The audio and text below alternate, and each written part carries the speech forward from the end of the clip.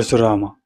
ఈ పేరు వినగానే మనకు మొట్టమొదటిగా గుర్తుకొచ్చేది కొడ్డలితో నిలబడిన ఒక వ్యక్తి. పుట్టుకతోనే ఒక బ్రాహ్మణ కుటుంబంలో పుట్టిన, ఎప్పుడు శౌర్యానికి తక్కువ లేదు. పరశురాముడు యుక్త వయస్సుకు వచ్చాడు. అప్పుడు ఒకరోజు తాను తపస్సు కోసం ఆశ్రమం వదిలి వెళ్ళాడు. అదే సమయంలో ఆ దేశరాజైన కార్తవీర్యార్జునుడు అక్కడికి తన సైన్యంతో యుద్ధం చేయడానికి వెళ్ళాడు. భోజనం కోసమని ఆగాడు. అప్పుడు పరశురాముడి తండ్రి అయిన జమదగ్ని తనతో ఉన్న కామధేనుతో అక్కడకు వచ్చిన సైన్యానికి మొత్తం అన్నాన్ని పెట్టాడు.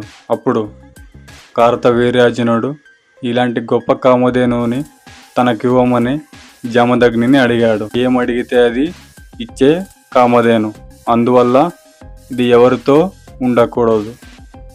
జమదగ్ని మాటలు విన్న కార్తవీర్యార్జునుడు, ఈ దేశరాజపునైన నన్నే తిరస్కరిస్తావా అని అతనితో ఉన్న వాళ్ళందరినీ ఆ ఆశ్రమాన్ని దహనం చేశాడు. తపస్సుకు వెళ్ళిన పరశురాముడు తన తపస్సుతో మహాశివుడిని మెప్పించి తనకు యుద్ధ విద్యలు నేర్పియమని అడిగాడు. తనకి సకల విద్యాకళలు, సకల యుద్ధాలు ఎలా చేయాలో పరమశివుడే స్వయంగా పరశురాముడికి నేర్పించాడు. పరశురాముడు తిరిగి ఆశ్రమానికి వచ్చేసరికి జరిగిందంతా తన తల్లి అయిన రేణుకాదేవి తనకు వివరించింది. అప్పుడు పరశురాముడు తనకి పట్టరానంత కోపంతో కార్తవీర్యార్జునుపై యుద్ధం చేయడానికి వెళ్ళాడు. ఆ యుద్ధంలో భీకర యుద్ధం చేసిన పరశురాముడు కార్తవీర్యార్జునుని చంపేసి వచ్చాడు.